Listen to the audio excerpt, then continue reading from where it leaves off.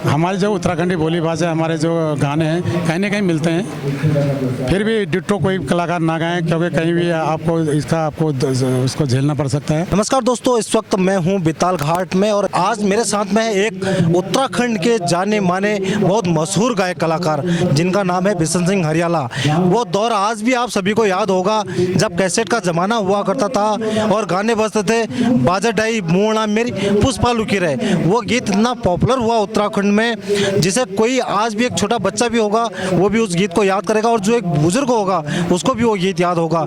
तो आज हमारे साथ में बिशन सिंह हरियाला। सबसे पहले बहुत बहुत स्वागत है दाजू आपका। बहुत बहुत धन्यवाद। और दाजू, तो वो दौर कैसा था और आज का दौर कैसा है, क्या? हमारे जो संस्कृति सभ्यता परंपराएं हैं, हमारा साहित्य, हमारे इतिहास, हमारे संस्कार, लोक प्रथा, देव प्रथा, हमारे रीति रिवाज, तमाम हमारे धरोहर विरासत है तो वही हैं। लेकिन आज का माहौल डीजे वाला हो गया है जी। जो हमारे लोक गीत, हमारे लोक गाने होते थे उनसे हट के कुछ अलग कर रहे हैं आज के कलाकार। अच्छा है, करें, लेकिन अपनी संस्कृति को साथ लेकर चलें और आने वाली पीढ़ियों तक अपनी संस्कृति को पहुंचाएं और ऐसे शब्द लिखें और जो भी हमारे लोक गाने हैं, लोक गीत हैं, उनको तोड़ने मरोड़े नहीं और उन गीतों को पकड़ कर आगे चलें और बहुत अच्छा करें। और आज और पहले के माहौल में ये था कि पहले हम लोग काफ़ी मेहनत करते थे, कहीं रियाज करते थे, उसके बाद कैसेटें होती थी, 8 गाने 9 गाने कैसेट में होते थे, हाथ तो के गाने गा रहे हैं। बस समय था। और उत्तराखंड में जहाँ खास तरह कुमाऊँ में तो मैंने वीडियो की जो शुरुआत की थी मैंने की थी है पापा रे नॉन स्टॉप से जी। और जो ये घघरी, ये पिछोड़ी, ये नथिया, ये मांग टीका, ये नाक से पिटाई, ये सारे मैंने चलाई थी मीडिया के माध्यम से। मुझे खुशी हुई कि आज हमारा समाज, हमारी सभ्यता, हमारे वहाँ के हमारे जो परंपरा है, पहरावा है, बहुत देश विदेश से जा रहा है। और मैं नमन करता हूँ आज के हमारे युवा पीढ़ी को भी। और आप जैसे चैनल चला रहे हैं, अपने चैनल के माध्यम से जो लोग आप काम कर रहे हैं अपनी संस्कृति को आगे बढ़ाने का काम करना, आप नमन के पात्र हैं, धन्यवाद के कारण। आज बेताल घाट महोत्सव में जो बुलाया सुरेंद्र हालसी जी ने, उनका नमन करता हूँ आपके चैनल के माध्यम से। और आज पहली बार आया, अच्छा लगा और यहाँ लोग काफ़ी भीड़ हो रखी है और आप देखिए। तो बिशनदा, जैसे कि अगर हम सीनियर गायकों की बात करें, चाहे गोपाल बाबू गोस्वामी हो, हीरा सिंह राणा जी हो, नीलचंद नेगी जी हो, उनके बीच में कहीं ना कहीं बिशनदा का नाम आता है जो कि एक सीनियर गायक हैं। और उसके बीच में दाजू आजकल आप देख रहे होंगे लोग एक एक गाना बना रहे हैं, हर कोई एक होड़ मची हुई है कि किस तरह एक गाना बनाया जाए, पॉपुलेशन पाई जाए और समाज के बीच में अपनी छवि को। जबकि वही अगर वो स्टेज में हम उनको बुलाते हैं तो वो लोग वहाँ पर सुंदर छवि नहीं दे पाते। लेकिन जब आज हमने बिशनदा को सुना तो आज भी वही आवाज़, वही बुलंद आवाज़ वाली। पहले क्या होता है, हम लोग पहले लाइव गाते थे मंचों पे या रिकॉर्डिंग हमारे लाइव होती है, अगर बीच में गलती हो जाए भी दोबारा रिकॉर्ड होता था। जो भी इंस्ट्रूमेंट बजते थे हमारे, चाहे हुड़का हो, हारमोनियम, ढोलक, तबले, सब लाइव रिकॉर्डिंग होती थी, कहीं तोड़ मरोड़ नहीं होता था गानों में। और इसलिए हम मंचों पे गाने बखूबी हम बिना म्यूजिक को भी गा सकते हैं। और आज के जो कलाकार जो गाने हैं वो लाइव नहीं गाते हैं। लोग सोचते हैं लाइव गाते हैं, लेकिन एक एक करके गाते हैं, एक एक म्यूजिक उसमें बाद में भरा जाता है, चाहे कुछ भी हो। कहीं टाइम लगता है, कहीं दिन लग जाते हैं इनमें म्यूजिक भरने में। और लाइव कुछ भी नहीं है, वो मंचों में भी शायद कोई पूरा गाना नहीं गा पाते हैं और वैसा म्यूजिक नहीं मिल पाता है। हम लोग आज हमें म्यूजिक ना मिले, हम तालियों में, चुटियों में और उसमें ही गाना गा जाते हैं, क्योंकि हम लोग ज़मीन से जुड़े कलाकार हैं। और आज भी हम लॉन्ग समय 40 साल से गाना गा रहा हूँ मैं। और आज के कलाकार कहीं आए कहीं गए, हमारे सामने की बात है। धन्यवाद करता हूँ। जैसे आज हमारे गायक आ रखे हैं कन्नवाल जी, दीवान जी, बहुत अच्छे गायक हैं। इन लोगों भी हमने सुना है, आए तो खैर गाते तो पहले से, लेकिन मंच में कैसेट के माध्यम से अपने आने के 5 साल बाद मैंने इनकी मेगा आई थी, सुनी थी। और हीरा सिंह राणा, गोपाल बाबू गोस्वामी तो हमारे संस्कृति का आधार हैं। मोहन उप्रेती जी हो गए, रिठागाड़ी जी हो गए, हमारे बहुत सारे सराहनीय कलाकार रहे हैं। सबको नमन करता हूँ आपके चैनल के माध्यम से कि हमारी संस्कृति आपके जैसे चैनलों के माध्यम से आगे बढ़ते रहे और लोक गायक जो हैं अपने गाने सुनाते हैं। लोक गायक तो हमेशा अमर रहता है जी। दूसरा बिशनदा, आप एक सीनियर गायक हैं तो ये सवाल भी हमारा पूछना एक फर्ज बनता है।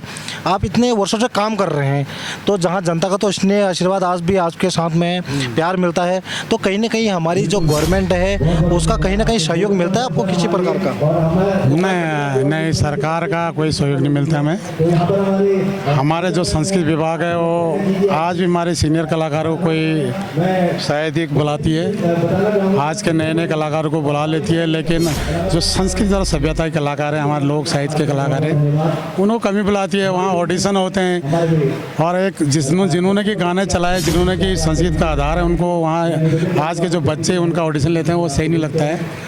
थोड़ा सा हमारे कलाकारों की भी उसमें इमेज की बात होती है। अभी नैनाल जी का ऑडिशन हुआ था कुछ दिन पहले संस्कृत विभाग में, उन्हें आज के जो युवा पीढ़ी के जो बच्चे हैं जिनको अपनी संस्कृति से भी कोई अनुभव नहीं है, वो ऑडिशन करते हैं, उनको B grade, A grade, B grade दे रहे थे, तो उसमें काफ़ी चर्चाएँ हुई।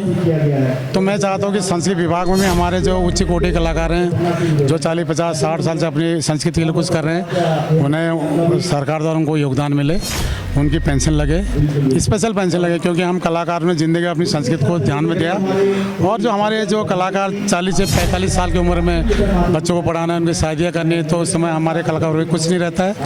मैं चाहता हूँ जो कलाकार हमारे 20-30 साल से या 40-50 साल से अपने इस संस्कृति को समर्पित कलाकार हैं, उनकी पेंशनें होना जरूरी है।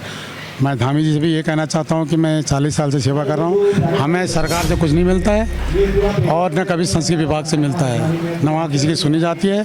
वहाँ अपने ही हैं, पता नहीं किसको बुलाते हैं। वैसे 7-8 हज़ार कलाकार उन्होंने दिखा रखे वहाँ, मुझे नहीं लगता कि 60-65 हज़ार कलाकार यहाँ हैं, और उन्होंने दिखा रखे वहाँ। जब एक बार मैं गया था, मैंने देखा कि उन्होंने लिस्ट देखी कलाकारों की, उनकी एक किताब देखी थी, उसमें काफ़ी कलाकार हैं उसमें, तो मेरे को समझ में नहीं हो कलाकार कौन है। 40 साल में कोई देखा नहीं। बिल्कुल।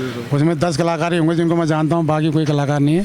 जैसे बिसंदा उस वक्त जो था ना, जो वक्त था आपका, उस टाइम पर लिखने में इतनी मेहनत लगती थी, आपको ज़मीन से जुड़ी वो गाने लिखने पड़ते थे, और आजकल तो 1 2 1 2 बन जा तू मेरी फंटू, ये भी कमाल है। आज भी हमारे जो नए कलाकार, पुराने कलाकारों की अभी कई वर्ष अभी कई नए गानों पर टैग लग चुका है, तुम्हें पता ही होगा। तो पुराने गाने कुछ ना कुछ हमारी जो उत्तराखंडी बोली भाषा, हमारे जो गाने हैं कहीं ना कहीं मिलते हैं। फिर भी डिट्टो कोई कलाकार ना गाएं, क्योंकि कहीं भी आपको उसको झेलना पड़ सकता है। तो इसके लिए 1 2 1 2 करें कोई बात नहीं, लेकिन हम तो लोक कलाकार हैं। हमारे लोक कलाकार, लोक गाने अगर 100 लोग भी सुनते हैं, हमारे लिए लाखों के बराबर हैं। बिल्कुल। और एक नए कलाकार 1 2 1 2 जो कह रहे हैं, उसको 1 करोड़ भी सुनते हो कोई वैल्यू नहीं है, पूछते नहीं ना, जानते कलाकार उतना।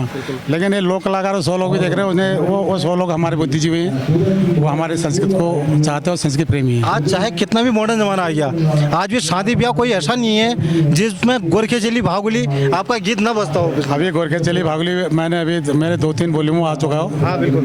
अभी एक लेटेस्ट में आ रखा है चंदा का, उत्तराखंडी से, आप देखें।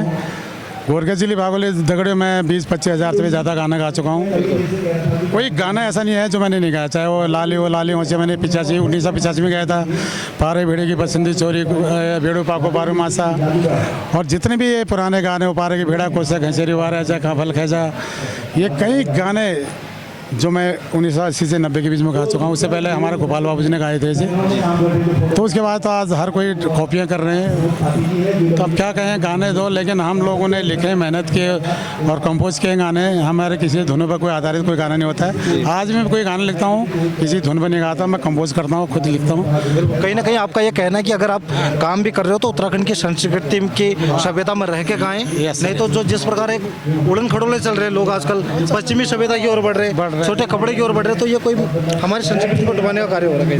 नहीं, अगर देखो आज के बच्चे 100 बच्चे अगर देखने वाले हैं तो 150 हमारे संस्कृति को भी चाहने वाले हैं, उसका विरोध भी करते हैं लोग।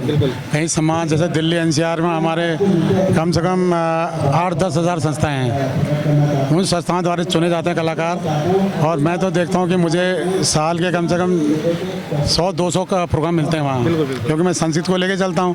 और जो आज के कलाकार है वो 1-2-4 बार बुला लेता हूँ उनको, और एक बार बुला दो दोबारा मैंने उन कलाकारों को मंच पर नहीं देखा। मंच पे गा ही नहीं पाते, उनकी आवाज़ स्टूडियो में कुछ और निकलती है, कैसेट में कुछ और, PCD कुछ नहीं आता, पीठ कर देते चंदा की तरफ, गाना आता है नहीं, फिर वही पुराने गानों को गाते हैं, वो बेड़ो बाबू गा देंगे, फिर तो अपने गानों कम ही गाते हैं, वो कहला बजे मुरली गा देते हैं। और क्योंकि इन गानों के गाने के लिए उनका म्यूजिक होता नहीं है, म्यूजिक आते लोग काम करते हैं, लोग बजाते हैं, वहाँ लाइव कोई म्यूजिक होता नहीं है, तो यही परेशानी है उनके साथ, और कुछ नहीं है। बात, बहुत बहुत धन्यवाद बिरसंदा। हमारा परम सौभाग्य है कि आप जैसे सीनियर कलाकार हमसे बात कर रहे हैं। मैं भाई यही कहना चाहता हूँ, इस बेताल घाट महोत्सव के द्वारा नकुआ बाबू जी की ज़मीन पर हूँ। हमारी युवा पीढ़ी अपनी संस्कृति अपनी सभ्यता के साथ चले, और जिसकी संस्कृति सभ्यताएं लुप्त हो जाती वो समाज भी लुप्त हो जाता है। अपने बच्चों को उत्तराखंडी बोली भाषा गढ़वाली कुमाऊनी में बात करें, ईजा बाजियो काका आमा बुबू जैसे शब्दों को आगे बढ़ाएं। बहुत बहुत धन्यवाद। मैं विश्वनारायण लोक है उत्तराखंड। नमस्कार। नमस्कार।